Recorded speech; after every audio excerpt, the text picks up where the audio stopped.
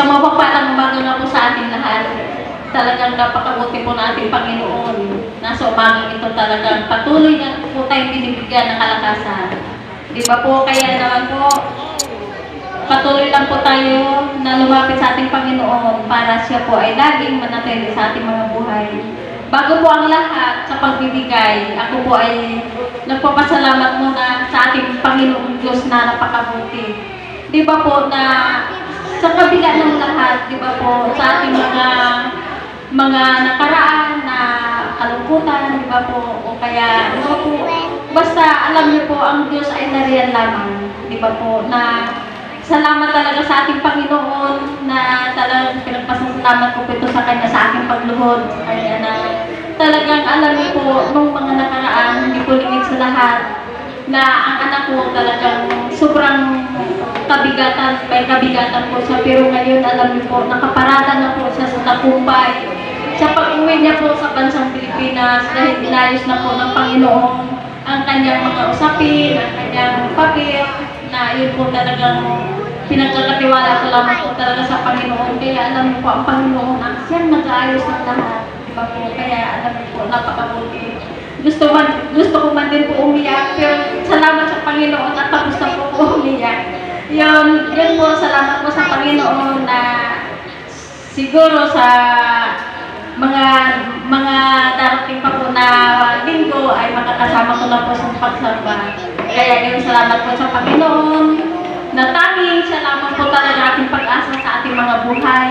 Ano man pong ating mga hinaing, ano man pong ating mga dalangin, ito po ay patuloy niya po patagumpay at pinapakinggan niya po ang ating mga dalangin. Diba po? Kaya yun, maraming salamat sa ating Panginoong Diyos na buhay. Buhay talaga dito siya sa atin, sa Jesus My Life. Kaya yun, dapat naman din tayo sa pagbibigay.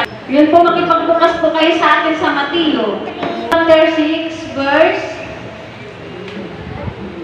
19 hanggang 21. Diba po? Sabi na po dito, huwag kayong mag-impok ng mga kayamanan dito sa lupa. Dito'y may naninirang insekto at kalawang at may nakakapasok na magnanakaw. Verse 20.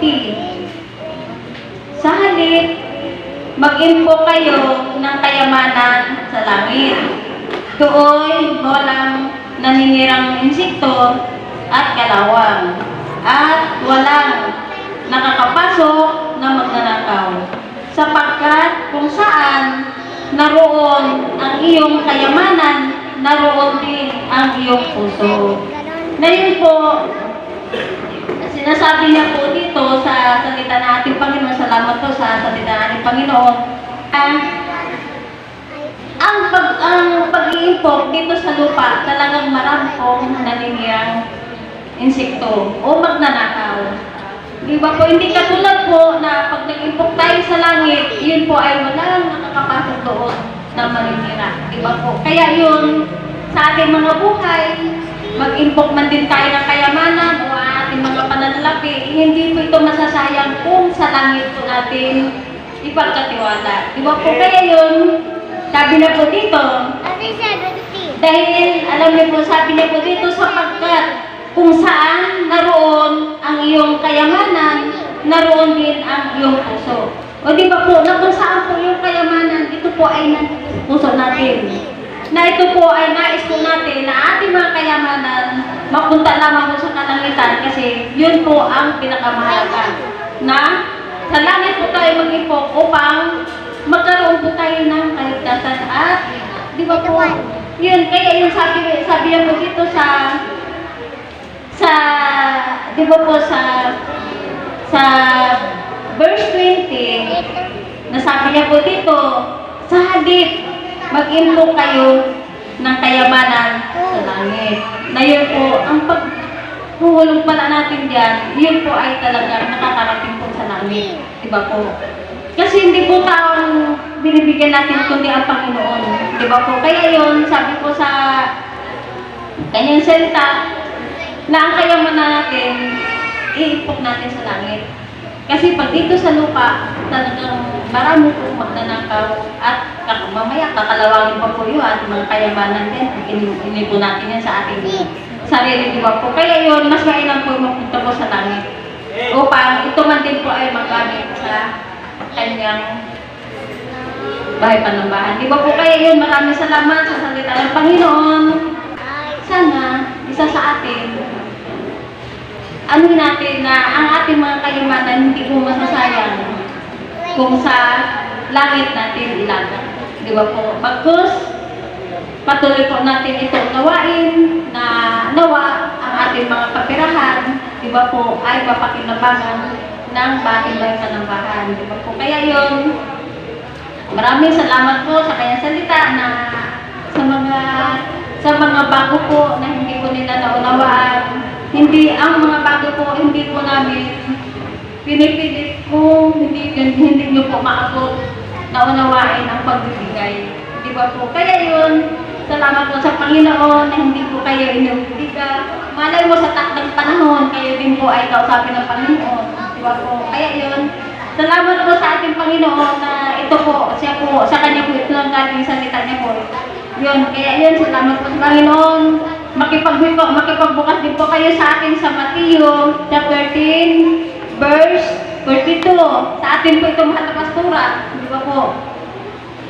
Nasabi niya po dito, tandaan ninyo, sino man magbigay ng kahit isang basong malamig na tubig sa isa na maliliit na ito, dahil siya ay alagad ko, siya ay tiyak na tatanggap ng gantimpala. O di ba po, dahil siya ay lingkod ng ating Panginoon, ang sino man po na magbigay sa kanya ay tiyak na pagpapalain. Di ba po? Kaya yun, nasabi nga po sa Galatia 6 verse 6 na ano man po ang meron sa atin, bahaginan po natin ating malapastora. Dahil siya po ay talagang lumuluhod sa ating Panginoon upang tayo po ay ilapit sa ating Panginoon. Di ba po? Kaya yun, pahalagahan po natin ating malapastora. Di ba po? Salamat sa Panginoon. Ito po ay talagang bigay po ito ng Panginoon, ang mga salita niya ito na upang unawaan po natin. Kaya yun, patuloy po tayo magbigay. Meron po dyan sa Losalo, meron po dyan love gift para sa ating malapastora, tayo siyempre mag-give sa mission. Yung mission na yan, alam niyo po, sa hindi po nakakasama sa paghayo, yun po ay parang kasama na rin po kayo dahil napapakinabangan po yung binibigay niyo po dyan sa mission. Kaya yun, maraming salamat, patuloy po tayo magbigay.